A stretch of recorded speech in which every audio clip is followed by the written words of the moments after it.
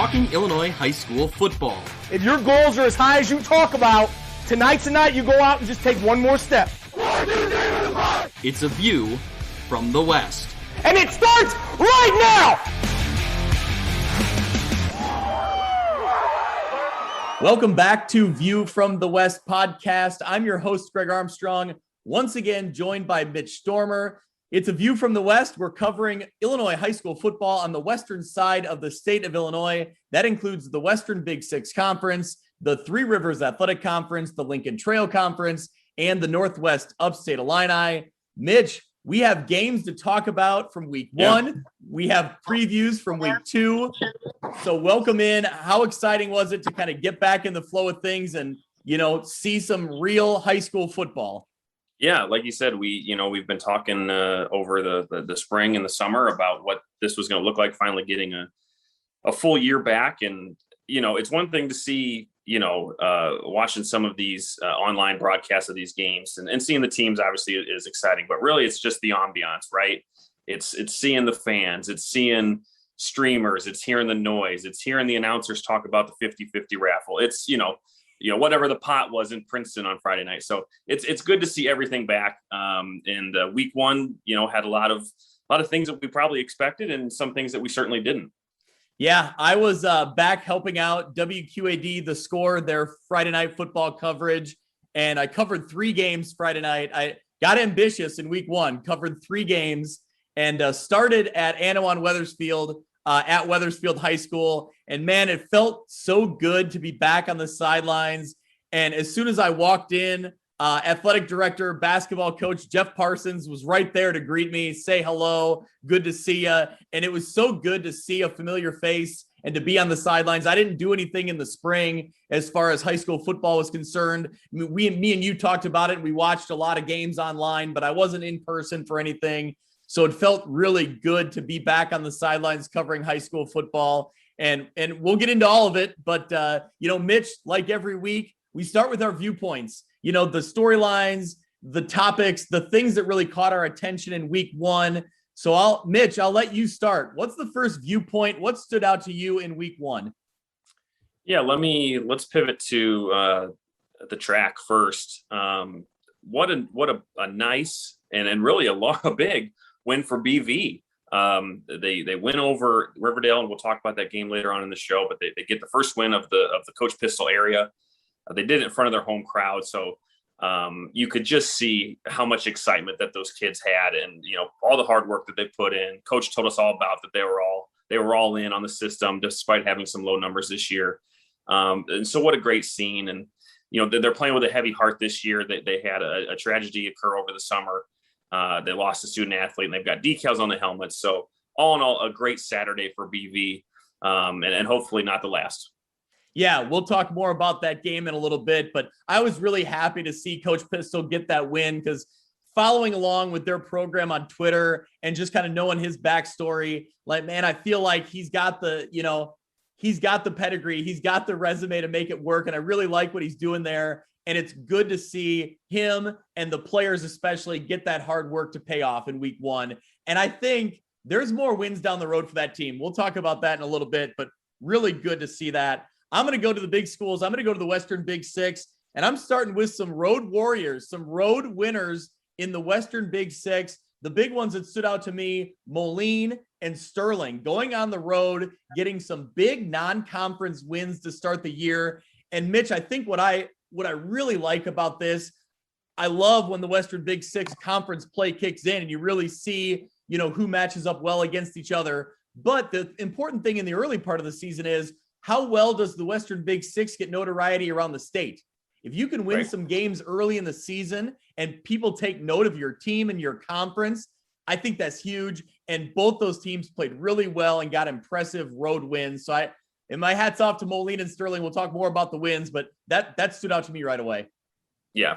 Whenever you see these non-conference games, especially in the Western Big Six, because they might do a little bit more than the other conferences that we do, but you see a lot of Chicago schools, and there's just so many schools in that area. And so when you see really good Chicago teams come in and you see maybe not as good. So always good to see how our area stacks up. And they certainly showed off on Friday and Saturday. That's for sure. I'm going to stay really in the same vein. in the same conference, going to a team that we talked about a lot in the spring. I'm going with UT here. A big win on Saturday. It was cut short due to the heat, but they continue that spring momentum that they had.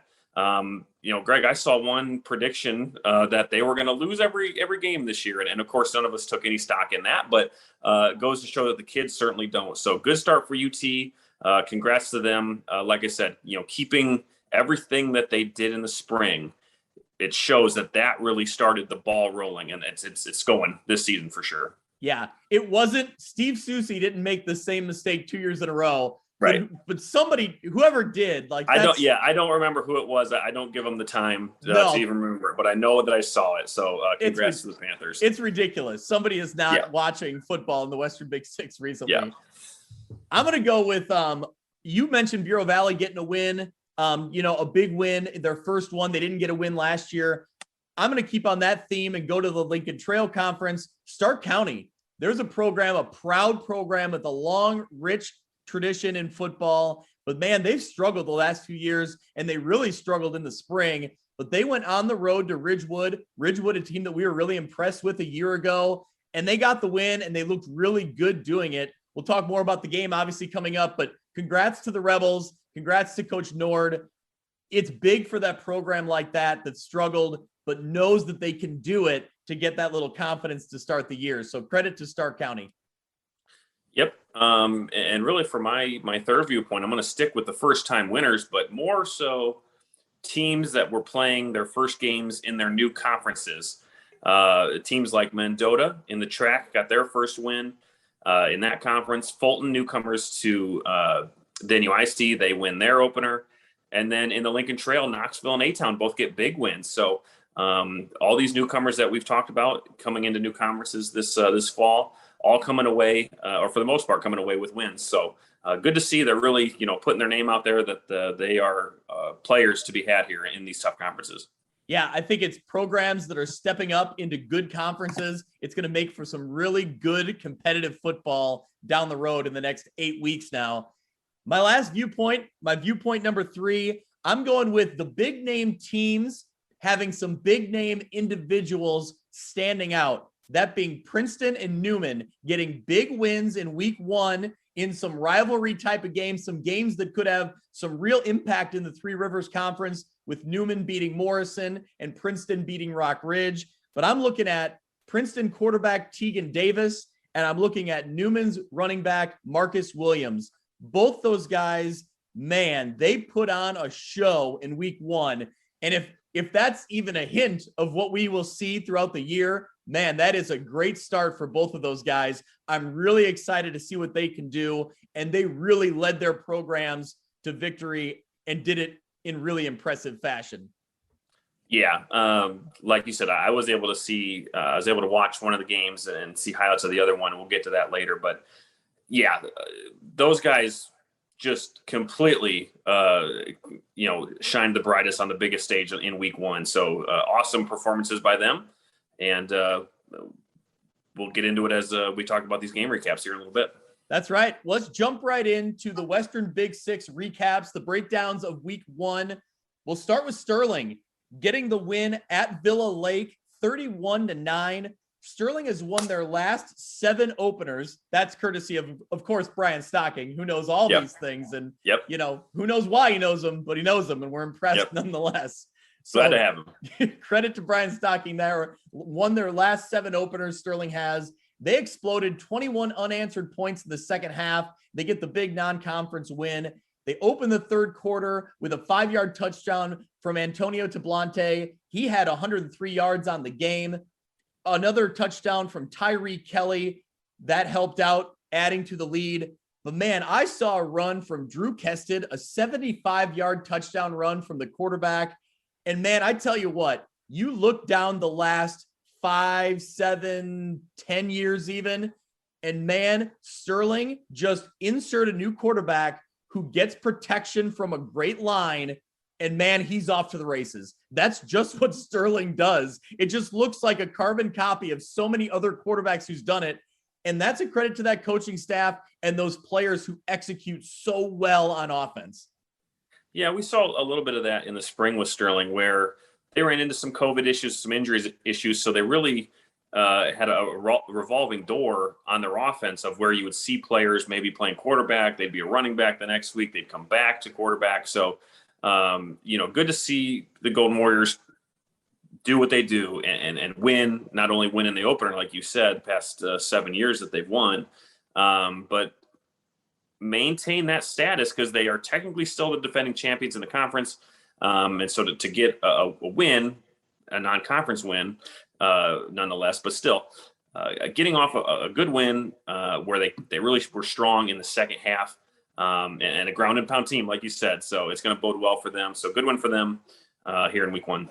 Yeah, and I think for a Sterling team that maybe had some, like Coach Schlemmer said before the year started, some inexperience, some players that were green that were going to need to grow up quickly. Man, that's a good road win to get. It's not easy to get a road win at any time, especially when you're going that far. And to get one in week 1, man, and that race to that 5, 6, 7 win total to ensure yourself a good playoff seed, that's an important one.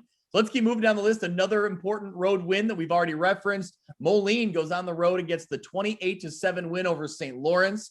They actually muffed a punt early, and that set up St. Lawrence for a short field, and they took advantage. So Moline was down 7-0. And man, from there, Moline's defense did work. They held St. Lawrence in check. Then guess who took over? It's guys we've talked about. Alec Ponder hits Matthew Bailey for 2 touchdowns. Riley Fuller gets a big, long touchdown run. 28-7. They come away with the win. Moline's defense, give them credit, finished with 4 turnovers, 2 fumble recoveries, 2 interceptions, and that gets the job done. That's a big road win.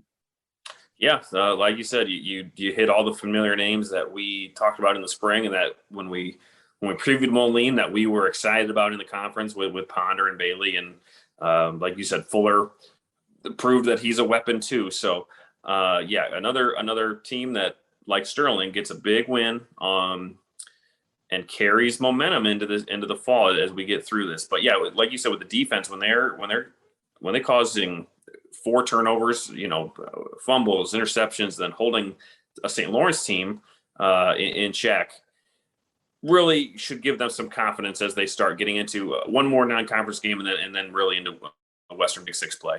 Yeah, I think it's like what we talked about for a lot of these Western Big 6 teams off of what we saw in the spring. If you can get consistent, good defense, that's going to go a long way because a lot of these offenses are good to go. They're going to put up points. Yeah. But if you get some stops, that becomes really critical. Speaking of great defensive performances, Galesburg, they played great. They just came up a little bit short. Dunlap beats them 7-6. But man, Galesburg's defense did some really good work. Galesburg had a chance late 4th quarter. Tristan Legate found Aaron Carl for a touchdown pass that had about 30 seconds left on the clock. They were down by 1. Head coach Derek Blackwell chose to go for 2. And actually, interesting side note, they were down 1 or maybe even 2 kickers who were on the soccer team who were not there that night. They were at a soccer tournament. They were on the road, so they weren't available. Coach Blackwell said, regardless of the kicking situation, they were going to go for 2 anyway. Mm-hmm. They came up just short. I give them credit. If you're at home, go for it. Try to grab that win when you've been trailing all game. Try to steal that win in the last 30 seconds. Unfortunately, like I said, it came up short, but great effort from Galesburg. Yeah, that's the mentality that you want to have, right? Not to take anything away from kickers, but in that situation, late in the 4th,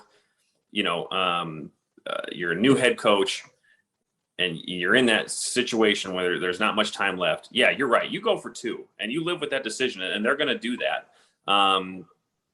Offensively, maybe not what they were looking for. Certainly, penalties killed Galesburg in this game. And so when you have issues like that, if your offense isn't really clicking and you are self-sabotaging with penalties, that's almost a good thing to take away from the game, that you were still in it with all of those mistakes. So, things that you would see in week 1, it's not abnormal. Galesburg, keep your head up. And Dunlap assistant coach, Willits is certainly familiar to the area. So that's a good team in Dunlap too, in the Mid-Illini. So, I would not take a whole lot away from this game from Galesburg because I think they're going to clean it up and look to get a win here week 2. Yeah, I think there's just too much talent on Galesburg to not put up more points. And clearly they were competitive in this game. And like you said, even with some self-inflicted penalties, you clean things up a little bit. I think they're in a good spot. Keep moving down the list. Geneseo, big win over Chicago Noble, 49-0. Man, we talked a lot about Geneseo's defense last year, but Mitch, man, Geneseo's defense, they're still there. They're still doing work. Yeah, well, here's the thing, Greg, is that you would get harked on from some Western Big Six coaches about calling it, the Big 12. And so far here in week one, a little bit different mentality. So either they weren't listening to you or they did and changed some things up because, there's a lot of good defensive performances here. For Geneseo, like you said, this was all about them. They forced 5 turnovers and held Noble to 51 total yards. Like, where do you see that anymore? That's just a tremendous effort. The biggest highlight was Will Taylor had a 99-yard interception return for a touchdown. Junior D lineman Andrew Nelson had 3 tackles for loss. It negated about 12 yards from the Noble offense. So, and offensively, Greg, where'd you see where they come up with 49 points in this one? Yeah, Mitch, offensively, it was, a stable of running backs, just, a host of offensive players doing work, over 200 yards on the ground. Geneseo was able to establish themselves early and often. And when you got the defense being so stifling, man, that's a recipe for success, and good for Geneseo to get off on the right foot and really build some positive momentum here moving forward. But man, kind of on the complete opposite end of things, you look at Rock Island. They lost to Pekin 21-0, and penalties killed both teams in the first half, but the Dragons were able to come away, big in the second half. Kane Tyler finishes the game with 279 yards and a touchdown. And man, he was the big difference, but I was really surprised to see the Rocks offense come up with 0 points in week one. It's always just so hard week one, right? If your offense isn't clicking, and we know that Rock Island offense will, they are much too talented to not. And when penalties just, take everything away from any momentum that you do have. So yeah, a tough opener for for Rock Island against Pekin, I should say, but it's a long season and they got a lot of games to go. So I have no doubt that Coach Hammer is going to get in the film room and get these guys back and get ready for week 2. The other game on Friday night was Davenport Assumption over on the Iowa side defeated Allman 62-0. So really, not much good to take away from the start for Allman. That's a tough one to start their season. Obviously, you hope they can bounce back. I believe this next week they play Quincy Notre Dame, who they look to be pretty good this year too. But, just a tough one for Allman. We'll move ahead to Saturday action, and it was a little better on Saturday for the Western Big Six, to say the very least. United Township over Lindblom, 46-0. On the second play of the game, the second play of the season for the Panthers, Darrell Stewart goes 70 yards for a touchdown. So in case anyone was worried about who United Township had, they stepped up and answered. Darrell Stewart did the job right there early. They looked good right from the start, and that's only a halftime score because they cut it short because of heat. Yeah, I think if I'm remembering right, they were replacing every single member of their offense from the spring. So I heard 11. Yep, 11 needed to be replaced. And especially when it's someone like Kane Smith, who did just extraordinary things in the spring, and just a whole new lineup comes in there for UT. And like you said, they put up 46 in the first half, and the game's called due to heat. In addition to Stewart, they had Lauren Arrington. He scored 2 touchdown TDs. Andy had an interception on defense. And they had some passing touchdowns too. So a really balanced effort from UT. And like I said, in my viewpoint, good for them to really get off on a good start, and to keep that spring success going here in the fall. Yeah, I'm interested to kind of keep an eye on the connection between Matthew Kelly and DeMaz Slater. They had 2 touchdown pass connections in this game. I think that's a key for them if they can establish that run game, but they have, a threat through the air. Could be a dynamic offense once again for the United Township Panthers. Mitch, let's look ahead at the games coming up this week for the Western Big Six coming up in week 2. There will still be non-conference games United Township is at East Peoria. Galesburg is at Morton. Sandwich is at Geneseo. Bennett Academy is at Moline. Alleman travels to Quincy Notre Dame. Rock Island is at Dunlap. And then the big one, at least the one that stands out to me, Lombard Montini coming to Sterling. So you talk about a marquee matchup in Sterling next week. Montini, they're a name. When you see them on the schedule, when you see them anywhere, you know the name, you know the program. If you follow high school football, that should be a really big one. But also, Bennett Academy going to Moline. That's another potential big matchup. Dunlap just got the win against Geneseo. They're now going up against Rock Island. So Rock Island trying to grab the win there. So I think some intriguing non-conference matchups here for the Western Big Six. Yeah. You're talking about Montini, a team that is typically a 5A team. I think they're playing in 3A this year. And I don't think anything changed. I think that's just the way the multipliers either went away or just how it falls this year. There's a couple of teams that are powerhouse teams in bigger classes that are playing below this year. So what a test for Sterling, because I think that even though they are the bigger school, Montini is that just program that you always see, that you would always see in Champaign, and in DeKalb. So like you said, non-conference game, but really looking forward to see how both teams really stack up, truthfully. So can't wait to watch that one. Yeah, so you pointed it out because of and we got tweeted at us, Jim Taylor from WRMJ Radio out in Aledo. He tweeted at us, how about that small school game between IC Catholic in 2A and Lombard Montini in 3A? That's right. Yep. Real traditional small school football there. Right. It's the way that the multiplier has been adjusted for success, and they've tweaked some of the rules on it, so it's not as significant as it used to be. So now you see some of these teams that are going to play at their enrollment level, which it is what it is. Their enrollment is a certain number, so they fall into a certain class. But man, a city we've seen it in our area too. I think Newman has state titles in 3 different classes. So it's just the way, because those schools aren't going to have the same enrollment every year. So it is fair in that sense to play them against other teams of the same enrollment, but they're coming from different areas. They're pulling kids from different places. So other factors go into that too. So it's hard. It's hard for me to justify like the city of Lombard being considered like a 2A, 3A type area, or like Elmhurst, that's going to be considered like a 2A city. Like that doesn't really make much sense to me when you consider you're pulling kids from who knows how big of an area. But right. Well, let me say this: Montini and Sterling is going to be a great uniform matchup. I know that for sure. We're going to be talking about that because that's going to be a great look. Is that game at Sterling or is it at Montini? It is at Sterling. So okay. Yep. Yeah, that's going to look good no matter what. There you go. Well, let's move along. Let's move into the Three Rivers Athletic Conference. And Mitch, the big game, at least one of the big games that we talked about going into the week, Princeton versus Rock Ridge. Yep. And man, Princeton really showed just how good of a program they are and how good of a program they've become, because we know the talent that Rock Ridge has, and Princeton came away with a 48-7 win and just really looked dominant. Mitch, you watched a lot of that game. What did you take away from it? Yeah, shout out to Tiger Central Live, one of my favorite presentations here in the area because they do a great job. But yeah, I think going into it, I think Princeton was the 4th ranked team in 3A. Rock Ridge was the 2nd ranked in 2A.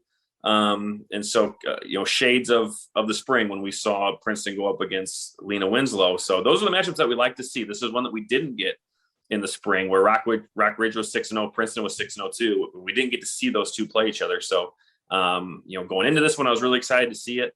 And man, Princeton just did not disappoint. I don't want to say they reloaded on offense because they reshuffled a little bit, throwing Tegan Davis in at quarterback. And boy, they might be the Tigers, but he is a cheetah. He was everywhere on this field. He did it with his legs, with his arms. And even at the end of the first half, they threw a halfback pass, which if there's anything I can, say against Princeton is that you could have seen that play coming from a mile away. As soon as they lined up in it, I knew that was happening, but still. So they pitched it off, and unfortunately, I don't know who threw it for the Tigers, but Davis tossed it, and he ran down the sideline. It was a beautiful pass. I think it was from the 35 or so, right into the pylon corner. And Davis caught it, just landed out of bounds. So he almost had three different, ways of scoring in the first half. But, when we're talking about Rock Ridge, a team that put up 50-some points in the spring, Princeton's defense, specifically their defensive line, was in Braden Deem's kitchen all night. And if the pocket collapsed and Deem was at least able to escape, he wasn't able to escape very long. And again, I don't take much away from Rock Ridge. I don't think they played, terribly. I didn't see any issues with, play calls or anything. I think what they're doing will bode well, just not against Princeton. And that's, the type of things that you see when you play.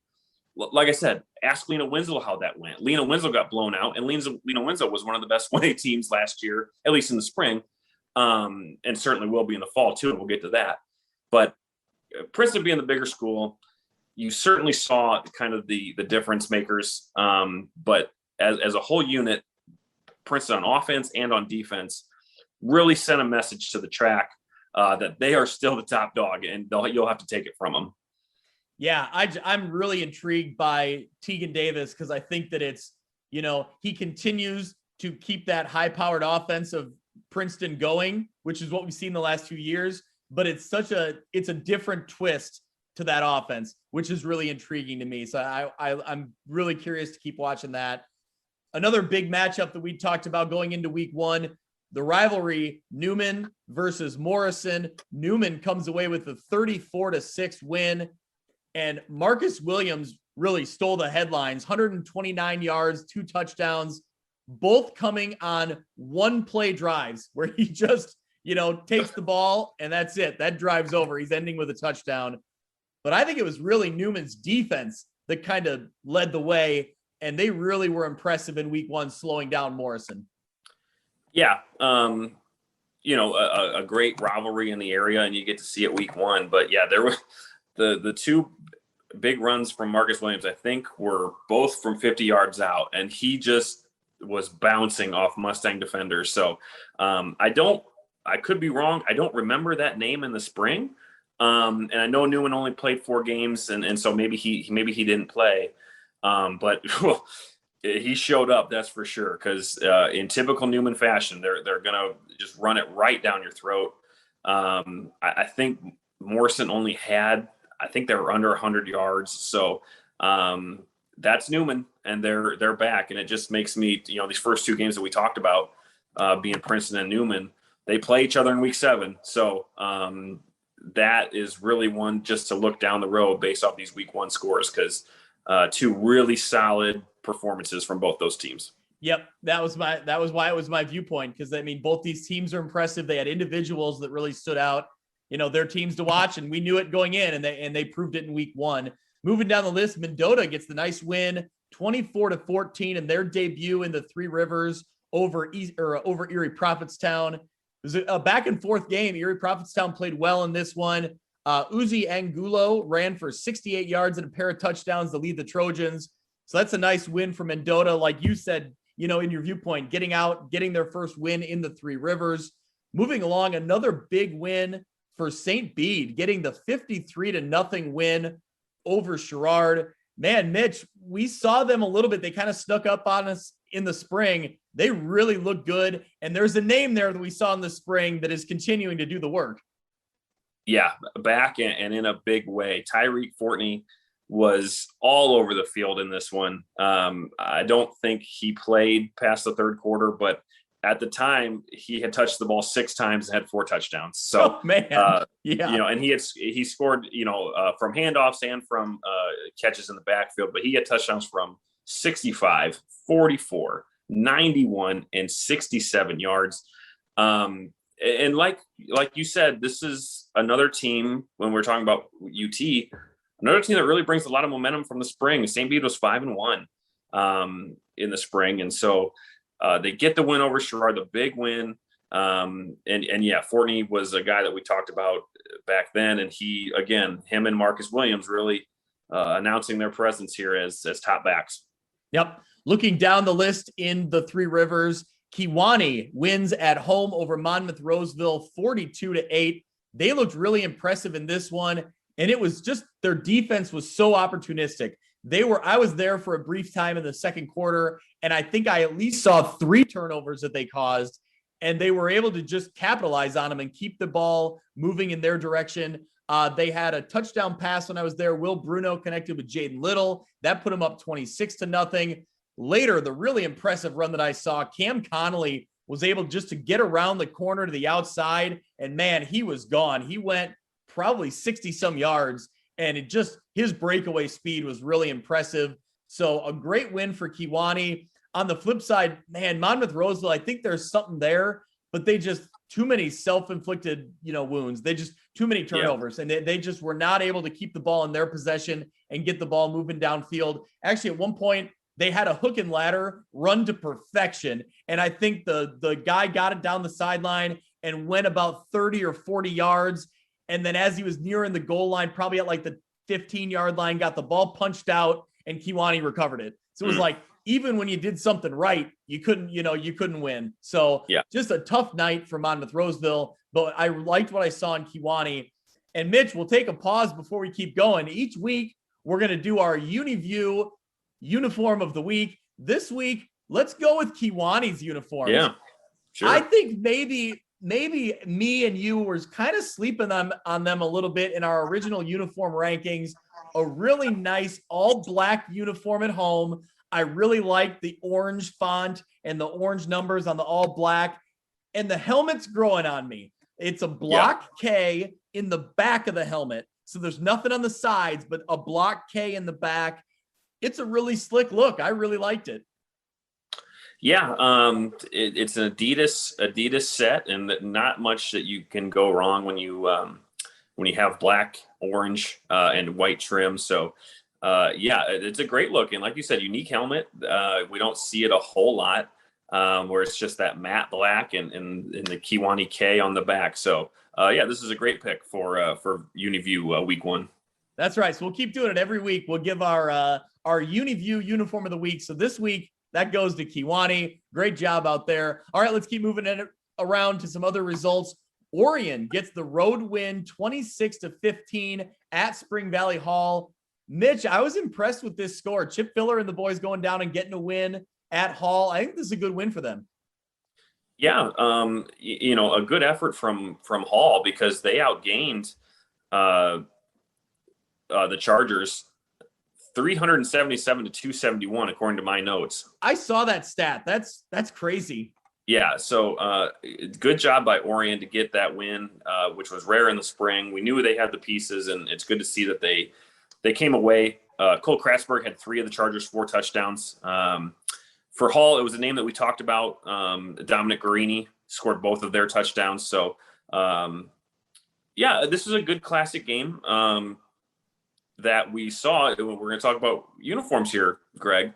Hall. I don't know if they debuted this, but it was certainly a new look, a black helmet.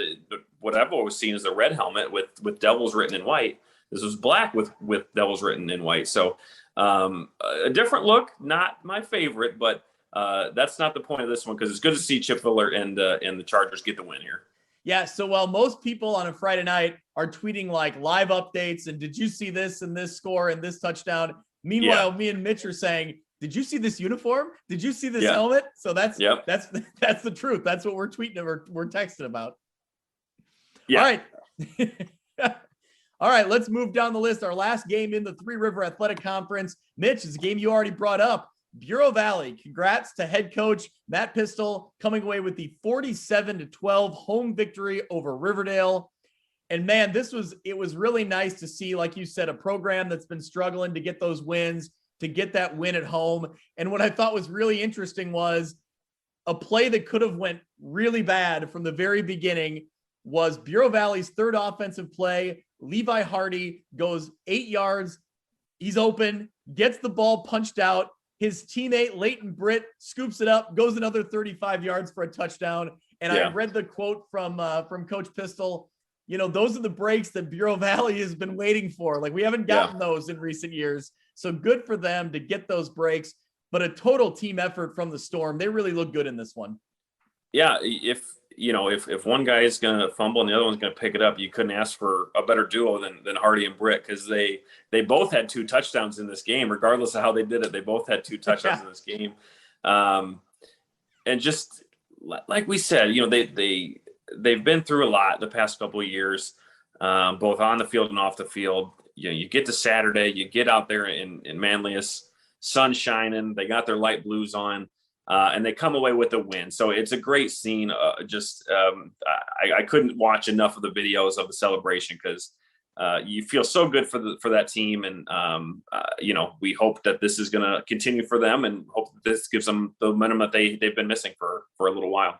Yeah, I kept thinking about, when I saw that they got this win, and I kept thinking about, it's hard for a coach like Coach Pistol to step into a program and have to do a turnaround. I mean, that's hard in any situation, but especially when you step into a program like Bureau Valley that has had success at the highest level. They won a state championship, so, and he knows it, Coach Pistol knows it as well as anybody, being from around the area. So for him to know that success has been there, and there are fans and there are people sitting there watching saying, why can't we get back to that?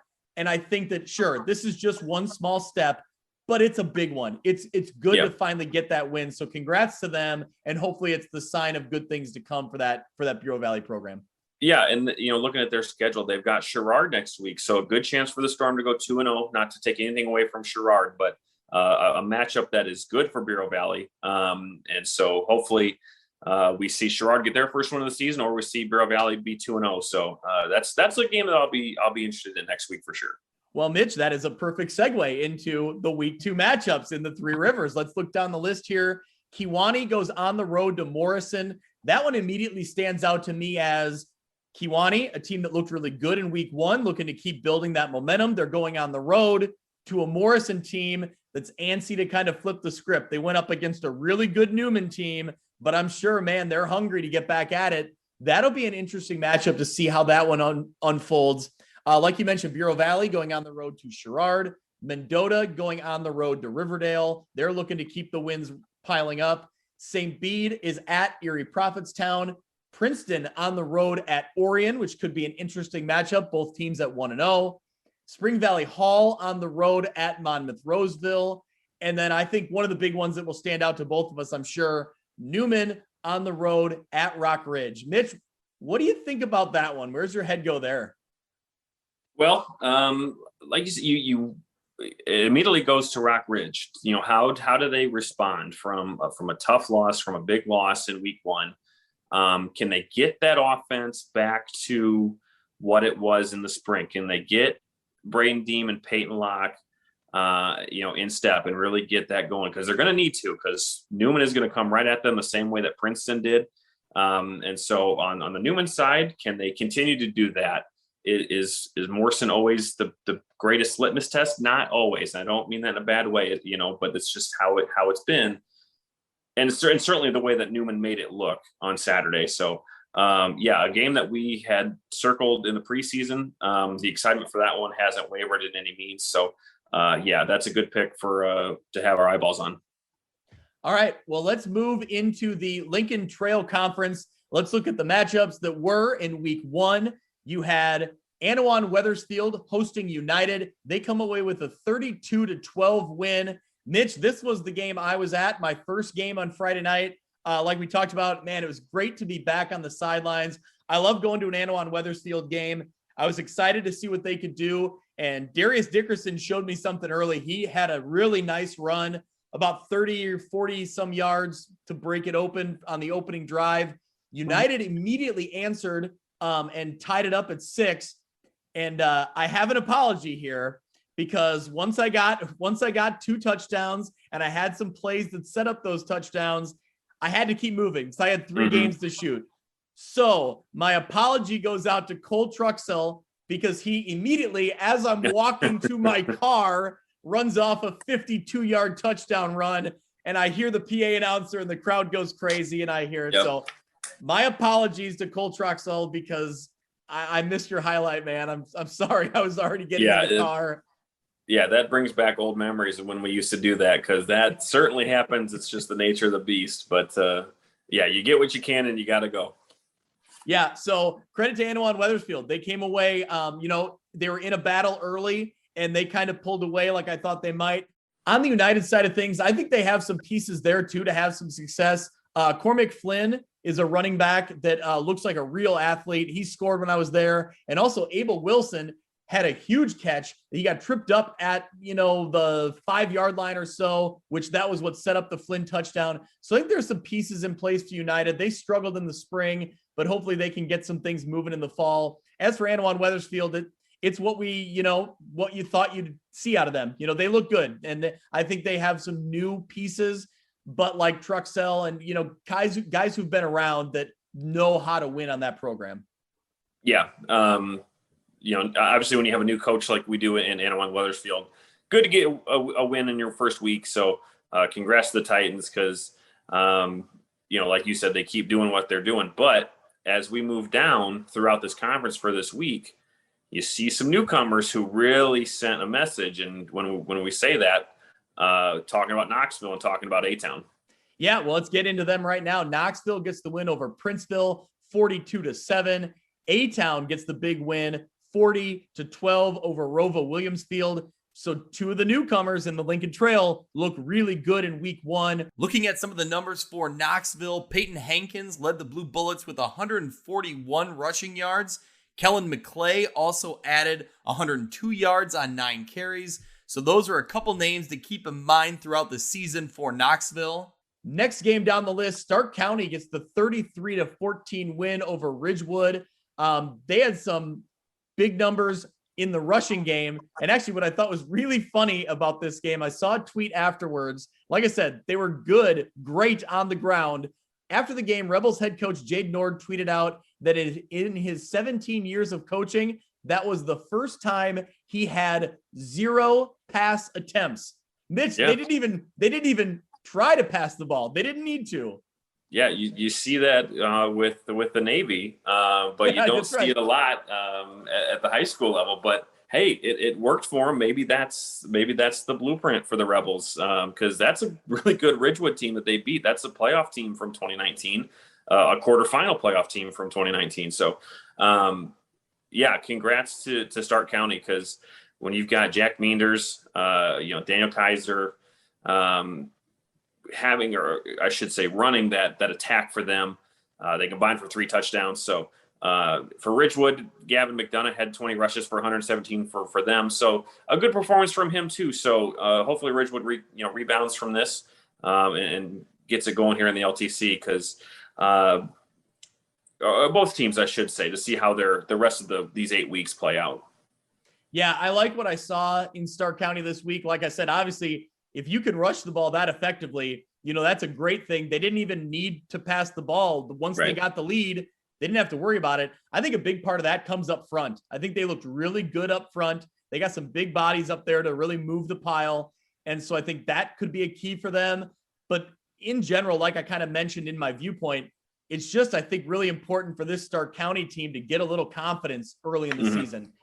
With as much as they struggled in the spring, and they even struggled going back to 2019 a little bit for this program standards. I think this program needs that confidence boost, and they certainly got it here in week 1. Looking down the list, the last game in the Lincoln Trail Conference that we'll talk about, Farmington with the big win against Mercer County, 41-0. Man, for a Mercer County program, it's a clunker. I mean, they played hard, but Farmington's a really good team, and they showed it. 41-0 is the final on that one. Let's look at what we have ahead in the Lincoln Trail this week. A-Town goes on the road to Stark County. Ridgewood is at Rova Williamsfield. Knoxville is at Mercer County. Princeville at United. And Anawan Wethersfield goes on the road to West Hancock. The game that stands out to me, Knoxville going on the road to Mercer County. Right away, Mercer County, they're reeling off a tough loss against Farmington, but Knoxville looks good. Once again, that's a tough one for them. Can A-Town keep it rolling, or can Stark County keep it rolling? Both teams going 1-0 against each other, squaring off in week 2. Yep. All right, Mitch, for our final conference, we'll jump into the Northwest Upstate Illini. We'll start with the Lena Winslow Panthers. That's kind of where we always start in the NUIC. Yep. I feel like they've deserved that calling. So they get the big win, 54-6 over Eastland Pearl City. It was a slow start. They were penalized early in the first quarter. The defense stepped up, a fumble recovery, a pick six. That created the separation. And, man, they were off to doing what they do. Some names that we know that we've been, keying in on, we've been excited to watch. They were getting the job done in week one. Yeah, we were kind of robbed of a spring season from Mari Roby with a leg injury, but he's back and he is not missing a step at all. He had 76 yards on the ground with a touchdown. He had an interception as well on the defensive side. So this was a typical Lena Winslow game. And again, Ethan Fye, a name that we talked about, had a touchdown. So again, it's, they didn't do a whole lot of reloading at Lee Win. They brought a lot of people back. And so it's good because I think that they would have been one of those teams that if the spring season, either one had playoffs or two, if it was a normal season and we had played back in the fall, they would have been a playoff team and made a really deep run. So I think that now that we're back to normal, we're going to see Lee win. We're going to see them roll in this conference, and we're going to see them make a lot of moves as they get towards the Cal, because they showed no reason why they won't do that here with this win. Yeah, another name, Brady Eilders, had 68 yards on 10 carries, 2 touchdowns. He also had the pick six. So he had a big game for Lee Win as well. They're just a team. They're solid. They're really good, and I think they'll continue to look impressive. Let's keep looking down the list. Another impressive win from the NUIC. Forreston gets the 38-14 win over Stockton. Devontae King Black, 12 carries, 85 yards. Noah Johnson rushed 8 times for 96 yards.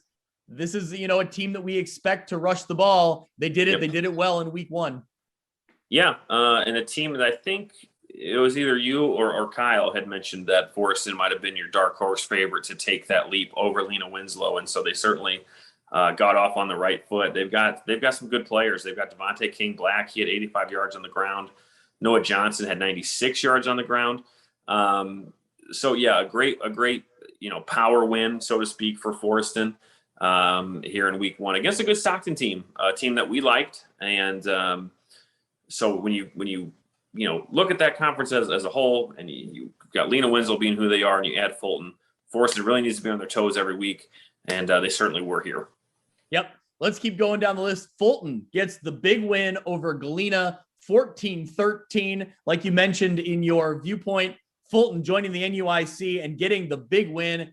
This one sounded like a great game, a defensive battle, but just a great NUIC football game. A really good defensive game. Games that really it was a game that reminds you both of what Fulton football is like and what Galena football is like.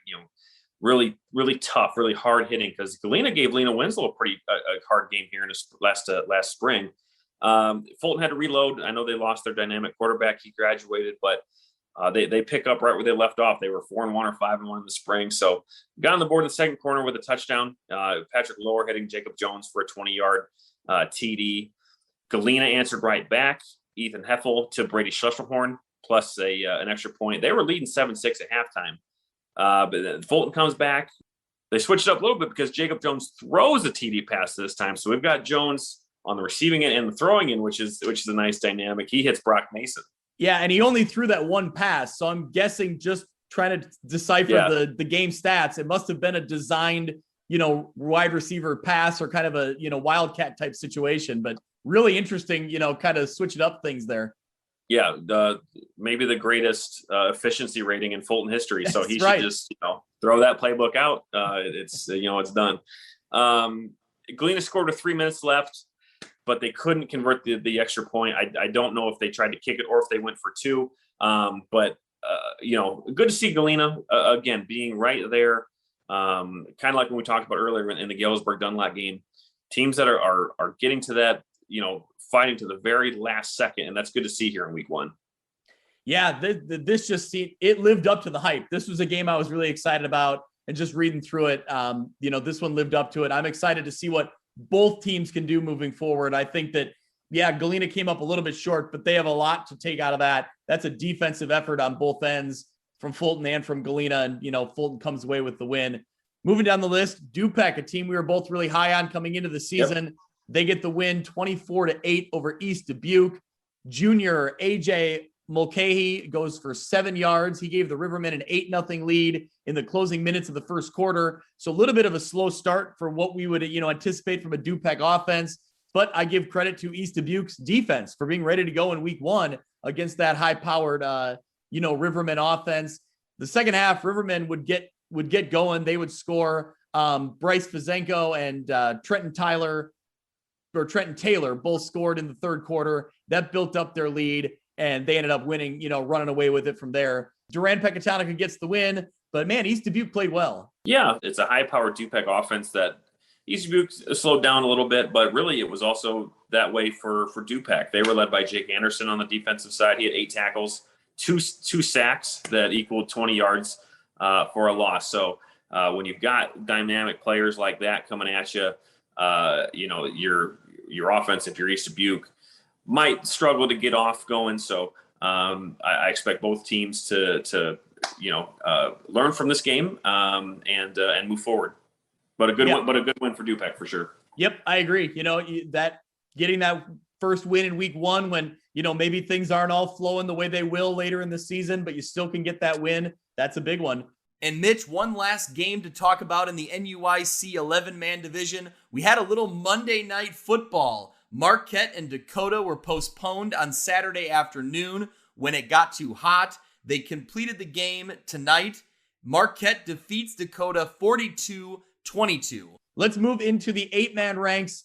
The big one in the 8-man division on our side of the state was the rivalry renewed between Milledgeville and Polo. Man, this one was an 8-man shootout.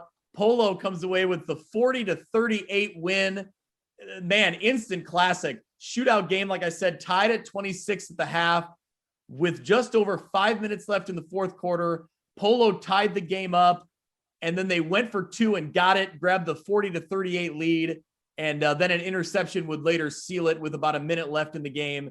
So, man, just a ton of fun and way to kind of set the tone for that 8-man football experience out there in the Northwest Upstate Illini.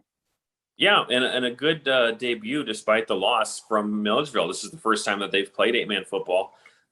They've got a really good quarterback in Connor Nye, a dual threat guy. So, to take on an established, 8-man team like Polo and take them down, literally to the final minutes of the game, I think it's going to bode well for Milledgeville. So kudos to them on getting their 8-man status off and running, and look forward to seeing how they're going to do the rest of the way out.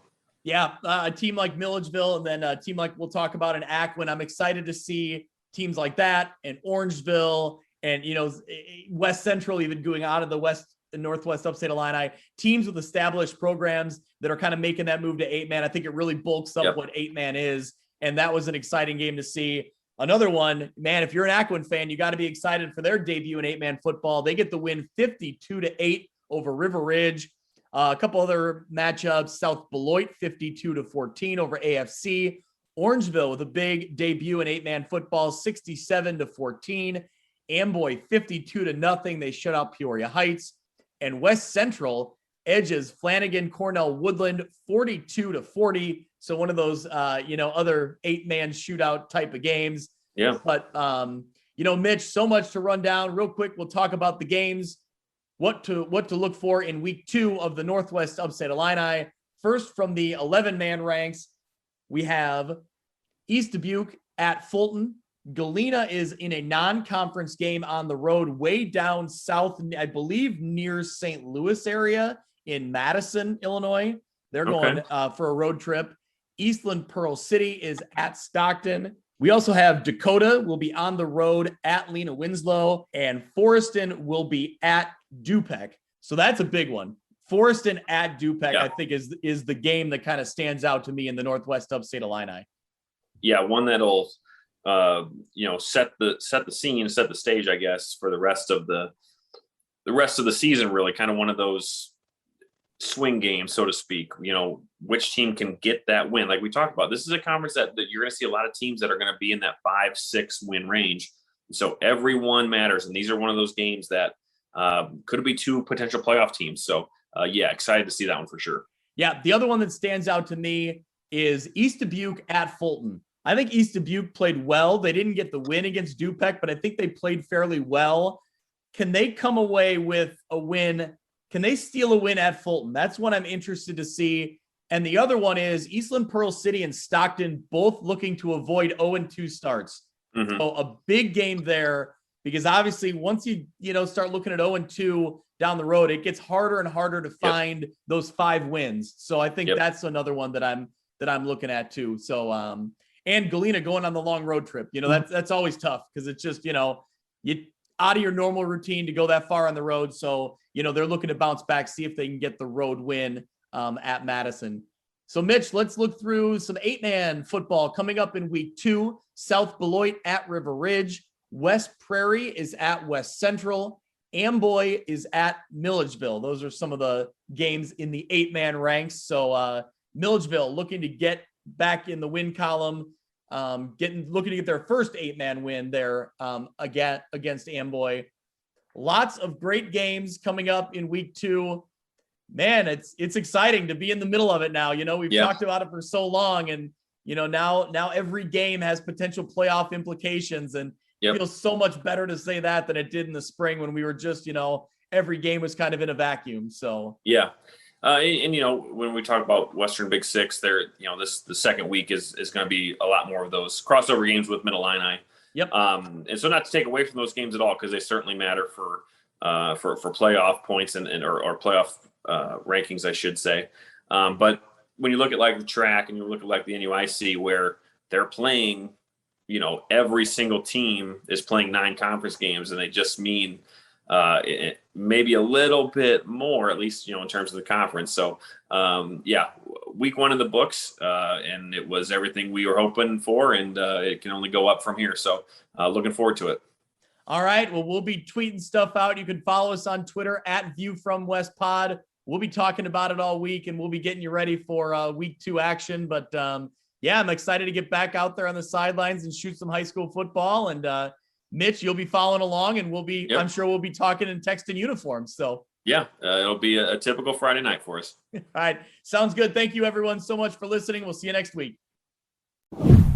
That'll do it for this week's episode of View from the West. Thank you so much for listening.